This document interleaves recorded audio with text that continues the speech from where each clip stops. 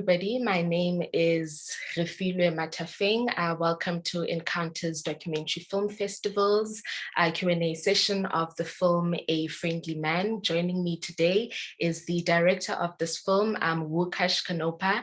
Łukasz is a remarkable filmmaker. His documentaries have played at festivals such as Hot Docs, Camera Image, Visions Do Real, and South by Southwest. And he regularly films in Africa, in Europe, in the Middle East, and in the US. Łukasz, it's so amazing to have you here.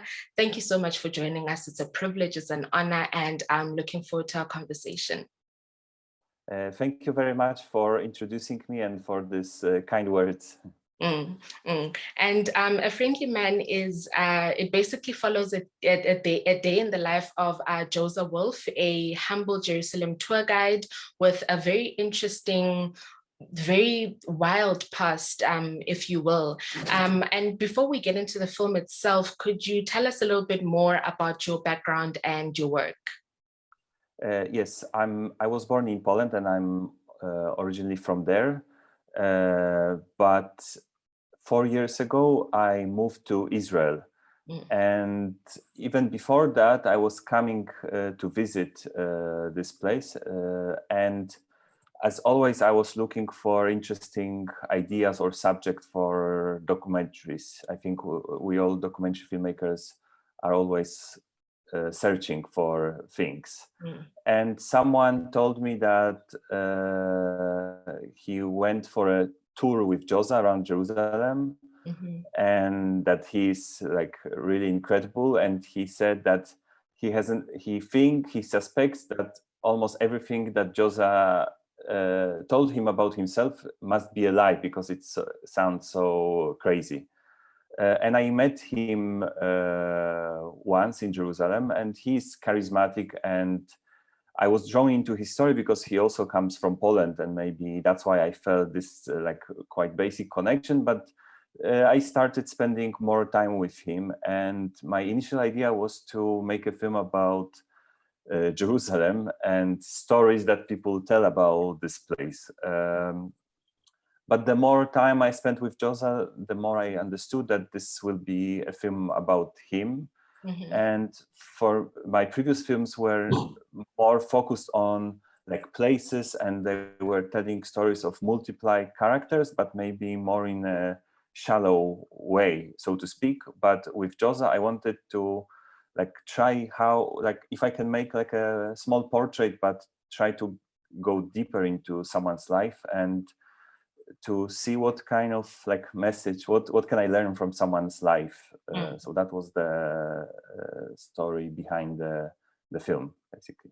And it's so interesting when you speak about Joza, and you're talking about how charismatic he is, and just the time that you took into sort of delving into his life. It's so evident in the film, and he is a very complex person, to say the least. I mean, when you are watching him as he's interacting with people during the day as a tour guide, he is friendly, he is humble, and then in the interview segments as well, he's very captivating. And this isn't just his stories, it's also him as a person. There's something that draws you to him, and I think this is something that speaks to the world that we live in.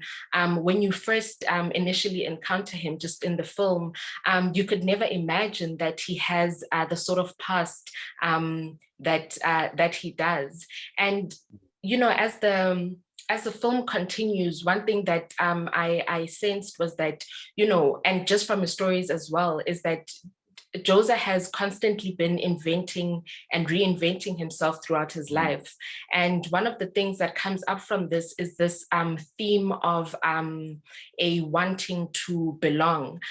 Could you talk to us a little bit more about, you know, the film's themes, its fundamental themes, and its message potentially?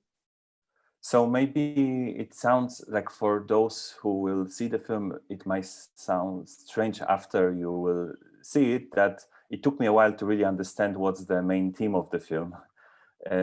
Because like I knew about stories from Joza's life, but I kind of didn't know what is the one thing that connects them all. And then I realized that it's something that was always in front of me. It's just his friendliness and this need to be accepted and liked. So, and then I looked at his past and events from his life from this fresh point of view. And yeah, I realized that everything he did has a source in a way also in a childhood event, basically. Without saying too much, like he's been rejected by like a group of friends from early childhood. And I think in his case, it's like one event that decided his whole life. Since then, like he wasn't the same anymore, and he was trying to fit in and be accepted. And in this, through this like positive need in a way, all kinds of troubles happened to him. So it's also interesting that it's a little bit reversed. So you want to be friendly, but from being friendly, you are putting yourself in danger or in trouble. So that was quite interesting for me and surprising that that's what happened to him in a way. And how long did it take for you to film? How many days did you film for? So that's a good question. I know him. We actually become friends, and I started filming here and there. I started filming his tours mostly at the beginning because I thought that's where the film will be placed in a way. And then I realized it's not this. And maybe after 3 years of knowing him, I did this interview that for the first time I asked him questions about his whole life, not in the small fragments that he was sharing here and there. And when I recorded this interview, I realized that that's gonna be the film. So the whole film is based on this one interview that wasn't even that long. It was maybe 1.5 hours. So that was one day. And plus, I must say, this small scenes that you can see, it's 2 days. So in total, I can say it's 3 days of filming.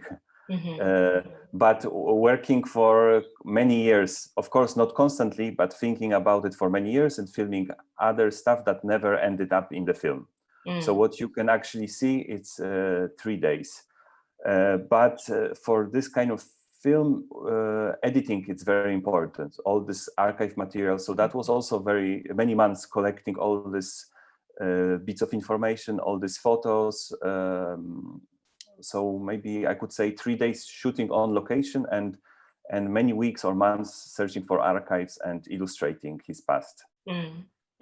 And I one of the things that I did want to ask you about as well is it's the combination between his walking and following him through his day in comparison to the interviews is very interesting, because in the interviews the background behind him is just black, and then you get these beautiful visuals just of him when he's walking throughout Jerusalem and in the market. It's some of the shots are so beautiful, and the attention to detail is so amazing as well. And I wanted to ask you just what your creative visual approach was when making the film. For the interview, yeah, I was looking for locations, what could be the perfect location for his story. But because the story was spread across so many years and many places, I decided that I would like to do it in this place that it's completely dark, so it doesn't attract your attention and doesn't say anything. You are just alone with Joza and his story. You cannot look anywhere else because there is just, and sometimes his hands. But my idea was that his face, that it's expressive, should be the main subject of the shot and of the interview. And I didn't want anything distracting in the frame.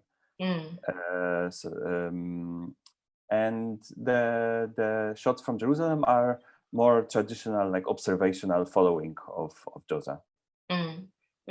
And it in those interview segments, it while we're watching him and his facial expressions, they really do draw you in, but just in the way that it's edited, the sound is so rich. And then visually, the archival material, the newspaper clippings, it sort of allows you to construct a world and imagine a world as he's speaking about his stories, and that's one of the things I really appreciated when watching the film. And I just wanted to find out, now that it's complete, what journey has the film had in terms of festivals, in terms of the audiences and the places that it's reached? So just before I answer the last question, just a small comment about what you said about the editing, because it's really thanks to like this amazing editor that helped me to create this film. Her name is Meital Gal, and like the film looks the way it looks thanks to her, because she spent like months trying different things. And I don't know, it might look simple, but it was really difficult to get it right, to get the right pace of his story, right amount of details, but not too much, and how to mix it with the archives. It's really like thanks to her amazing work and imagination, the film looks like it looks. And also, I think it's a nice kind of lesson that you can make a film with very, very little footage. So sometimes you don't need a lot. You can just work because during the editing, we had all these ideas. We need to film this, we need to film that. But then we slowly like decided, no, that's it. We're not gonna film anything else, and just we will work with what we have. And that was a nice kind of exercise and task. The film premiered at Jerusalem Film Festival, and that was probably the best place for this film to premiere, because it's set in Jerusalem and it tells a story of Jerusalem in a way, in a small scale. And Joza lives there, and he was very happy to invite friends and most of all his family.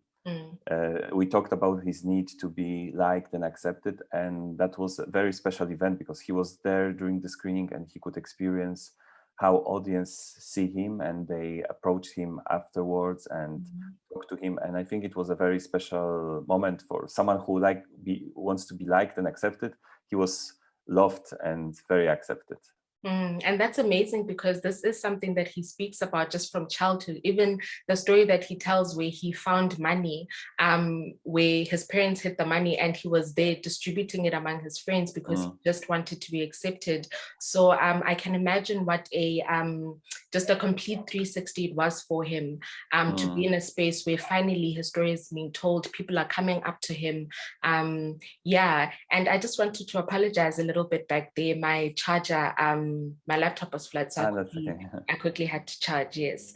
And we're reaching slowly and sadly reaching the end of our session.